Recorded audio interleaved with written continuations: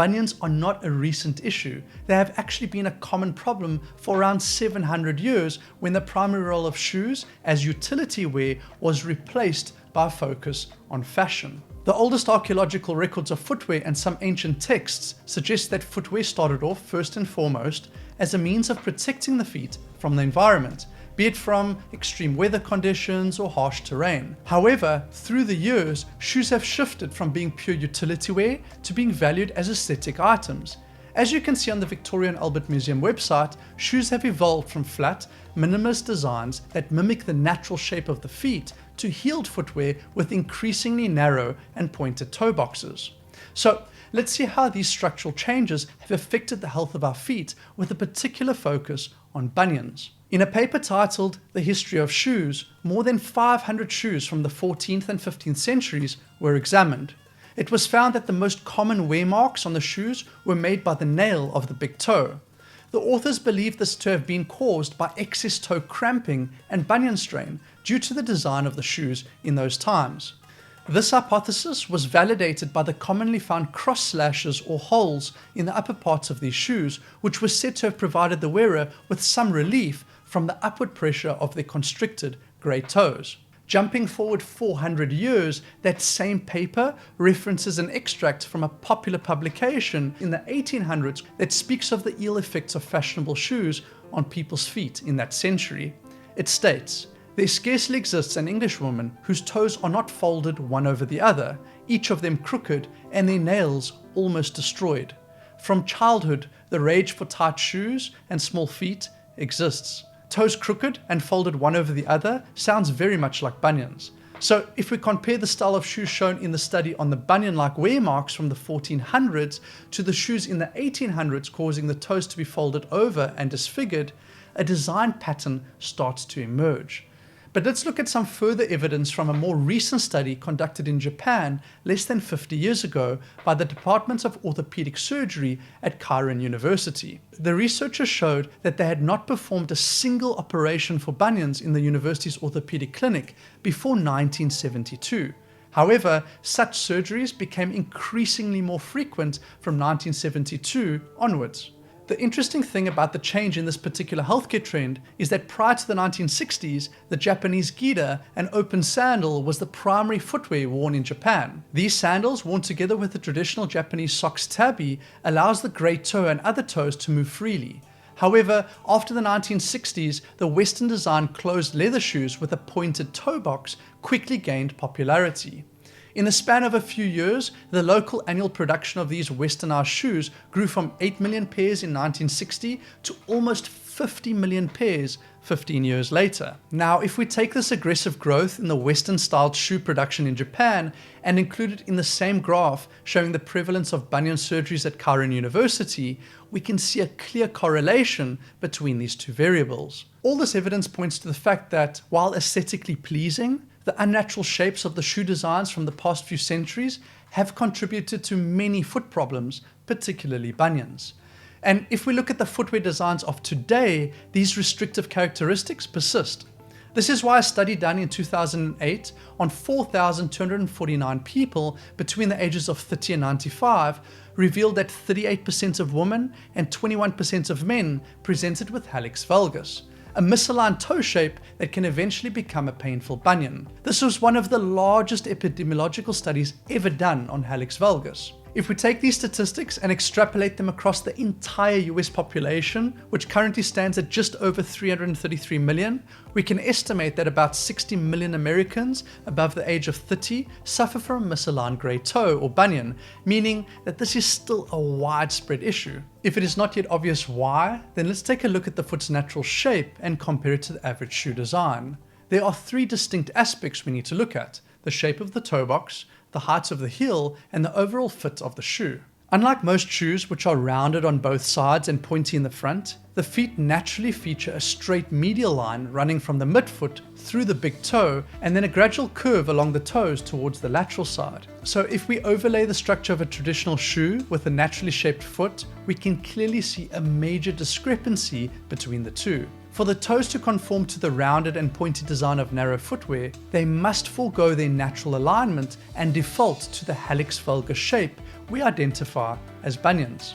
To demonstrate this practically, I cut out an opening in the front top portion of a popular running shoe which has the standard pointed toe box design, and compared it to a pair of minimalist barefoot shoes which are known to have a much wider toe box.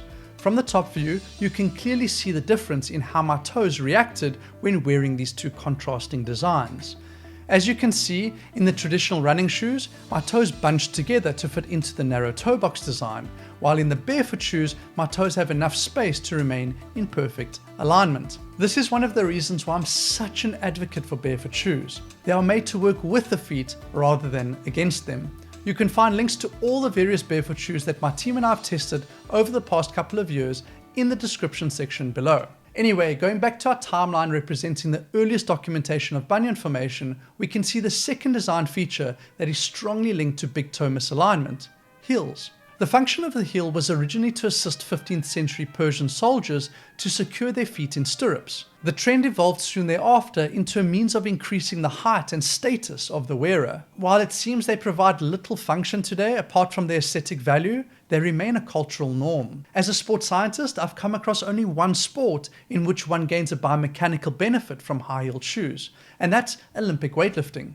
While the raised heels might assist athletes to squat deeply, one acquires no other athletic benefit from this feature. By way of example, gymnasts who demand extreme levels of balance and flexibility from their bodies choose to remove their shoes completely. So why do heels contribute to bunion formation? Firstly, raised heels will shift the body's weight distribution forward and force the feet into the narrowest part of the shoes, which jams the toes together. If you have any disfigured toenails, especially on the pinky toe, then it is usually a sign that this issue is occurring. There are other causes of disfigured toenails, such as wearing shoes that are the wrong size, which I'll get to later on in this video. High heels also force the tendons and muscles in the back of the leg into a shortened position, which over time causes tightness and restrictions in the ankles and all along the posterior chain. These restrictions can cause a host of issues with our alignment, altering the way we stand, walk, and move in general. One such issue is a tendency to walk in the toed out duck position. You see, while walking, a certain level of ankle flexibility in dorsiflexion is needed to maintain efficient gait mechanics. However, when the ankles are tight due to extensive use of raised heel shoes, the foot tends to turn out and collapse the arch in an effort to claim back the lost range of motion in the ankle. Unfortunately, this compensatory walking style places a great deal of valgus or bunion strain on our big toes. Furthermore, the use of high heels is also associated with flat feet. Check out these scans of the feet of women aged 19 to 36 years old.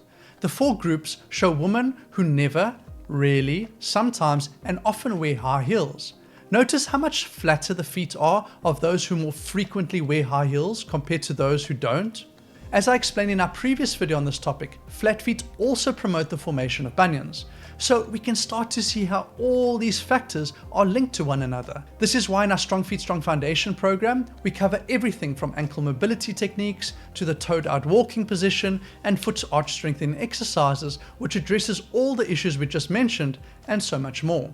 Links to this program and all our others can be found in the description box below. Now that we know why a narrow, pointed toe box and raised heel contribute to bunion development, there is one more thing to consider, that is, selecting the correct shoe size. Evidence from a 2018 literature review suggests that between 63 and 72% of people are wearing shoes that are inappropriately sized for their feet based on length and width, an issue significantly associated with foot pain and bunions. So when attempting to select the correct size shoes for our feet, we must follow two basic rules. The first rule is that a shoe of adequate length should allow 10 to 20 millimeters of space between the tips of the toes and the front edge of the shoes. This measurement can be easily estimated by pushing the toes forward into the shoes until the tips of the toes just barely touch the front inner lining. Then, the index finger should be inserted behind the heel. If this is difficult or impossible to do without the foot being forced further forward, then the shoe is too small. The forefinger should be able to easily slide in and out and side to side within the back of the shoe. This can be double checked by pushing the heel right back in the shoe to see how much room is available in the front. As a general rule of thumb, one nail width is enough space. The second rule one needs to comply with when selecting the correctly sized footwear is finding enough width to accommodate toe spread or splay during weight bearing. Interestingly, selecting shoes that are too narrow seems to be the most common sizing mistake. For example, one study found that only 1% wore shoes that were too wide. This result is a testament to the overly narrow shoe designs we see nowadays. Narrow shoes also cause many people to compensate by selecting shoes that are too long, to make them feel as if there is more space for their toes. The simplest way to test the width of a shoe is by correctly placing the foot against the under or inner sole. By then shifting your weight forward onto the toes and causing them to splay, you should be able to determine whether or not the borders of the shoe can comfortably accommodate the width of the foot during walking. However, those with hallux valgus might get an imprecise result from this test because their misaligned toes have been molded and conditioned to fit into a narrow shoe. In this case, one can manually pull the big toe into the proper straight alignment to ensure that the test is performed accurately. A good way to start using the tips mentioned in this video is to take the shoes one currently has and to check them for length, width, and heel height. A pretty obvious sign that your current shoes don't meet the sizing and design standards I've just covered is that you will feel a huge sense of relief when you take them off after a day of use. This is an indication that they are probably highly restrictive and are causing your feet and toes a great deal of strain. Okay, so let's recap. Shoes are first and foremost utility wear that protect the feet from the elements. One should be cautious about selecting shoes only for their aesthetic value.